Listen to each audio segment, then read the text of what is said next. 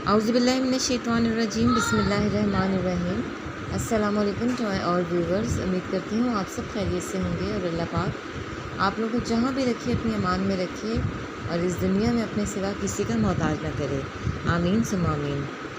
आज जो हम टॉपिक करेंगे वो है ज़रूरत ईजाद की माँ है। ये हम जो है वो बचपन से ये पढ़ते आ रहे हैं, ज़रूरत ईजाद की माँ है। और मुझे आज तक याद है इसकी इंग्लिश में जो इसकी प्रोवर्ब थी, that necessity is the moral of invention. तो चलिए देखते हैं क्या है इसका। इंसान जब से इस दुनिया में आया है उस वक्त से ही उसकी ज़रूरतों का सिलसिला शुरू हो चुका है। इंसान को अल्लाह ताला ने बेशुमार सलाहियतों से नवाजा है। जब कोई ज़रूरत पैदा होती है, इंसान का इल्म उस ज़रूरत को पूरा करने के लिए कोई ना कोई रास्ता निकाल लेता है। इंसान हमेशा किसी न किसी तब्दीली के लिए कोशा रहा है, यानी उसका फितरी तजस्सुस उसे नई नई दरियाफ़तों और इजादों की तरफ माइल करता रहता है। कि मतलब एक इंसान जब से इस दुनिया में आया है वो नई से नई चीज़ें इन्वेंट कर रहा है। उसका जिस तरह से हर बच्चे का एक अपना एक माइंड होता है, इसी तरीके से हर इंसान का एक अपना माइंड है। वो कहता है कि मैं कुछ और इन्वेंट कर सकता हूँ, मैं कुछ और ईजाद कर सकता हूँ।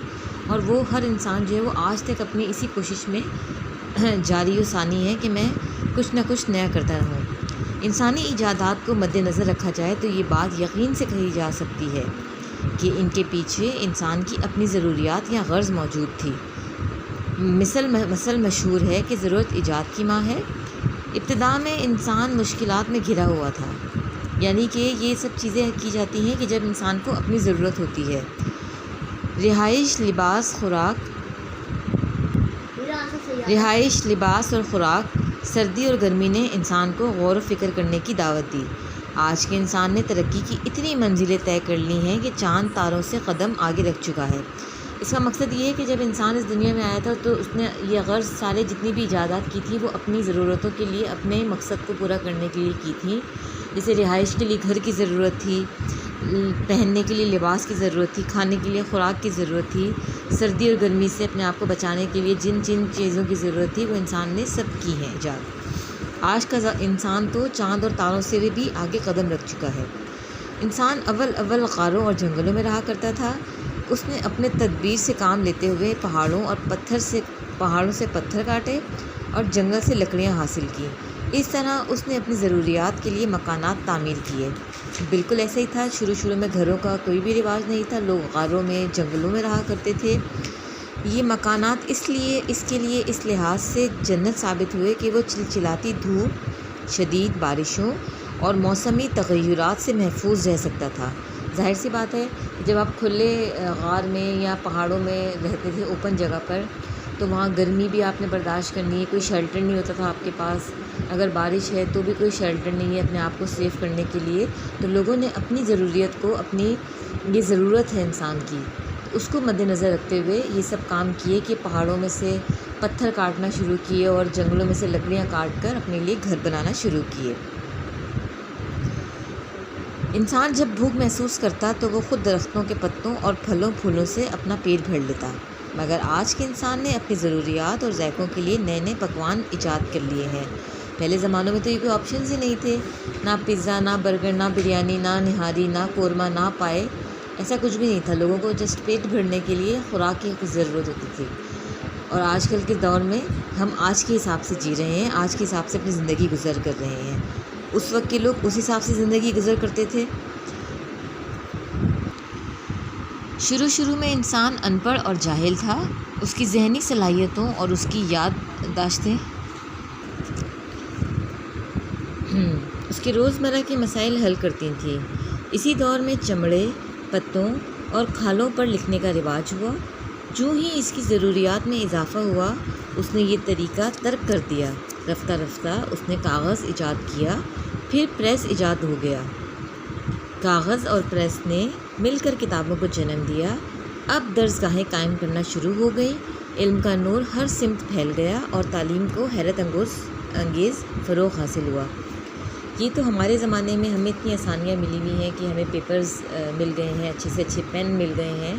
पुराने ज़मानों में तो आप यकीन मानें, जिस तरीके से ये बता रहे हैं और जितना मैंने पढ़ा है कि قلم تو تھے ہی نہیں نا، لکڑی سے جو ہے وہ ایک لکڑی کا ہوتا تھا، ایون کہ انک بھی نہیں تھی، آپ کو سیاہی بھی جو ہے وہ گھر میں خود بنانی پڑتی تھی، لوگ تختیوں پہ لکھا کرتے تھے۔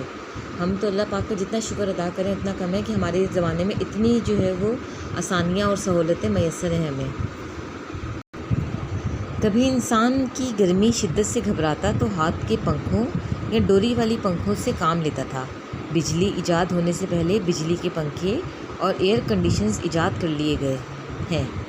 گرمیوں میں چوٹی سے ایڑی تک پسینہ بہا کرتا تھا، جس سے دم گھٹ جاتا تھا اور پیاس سے زبانیں سوکھتی تھیں، لیکن بجلی کے پنکھوں اور ایئر کنڈیشنروں نے تپتی دوپہروں اور جھلستی راتوں میں حضرت انسان کو ٹھنڈک کا احساس دلایا ہے۔ بجلی کی کمکموں نے اس کی شب کی تاریکیوں کو دن کے اجالوں میں بدل ڈالا ہے۔ پہلے زمانوں میں ظاہر سی بات ہے، نہ جب گھر تھے نہ جب رہائش کا کوئی انتظام تھا، تو یہ بجلی اور یہ ایئر کنڈیشنرز وغیرہ تو بہت دور کی بات ہے۔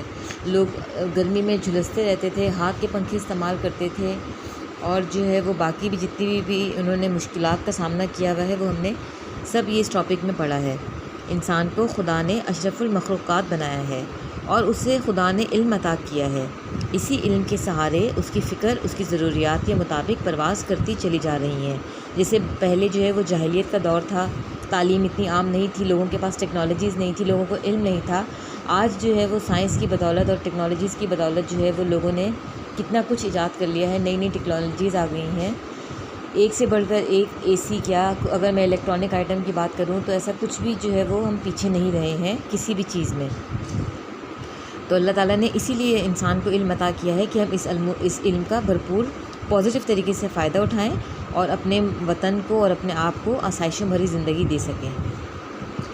امید کرتی ہوں آج کی ویڈیو آپ لوگوں کے لیے فائدہ مند ثابت رہی ہوگی۔ اگر ویڈیو پسند آئے تو لائک کر دیجیے گا اور اپنا بہت سارا خیال رکھیے گا۔ انشاءاللہ تعالیٰ نیکسٹ ویڈیو میں ایک نئے ٹاپک کے ساتھ آئیں گے، تب تک کے لیے اپنا خیال رکھیے گا۔ اللہ حافظ۔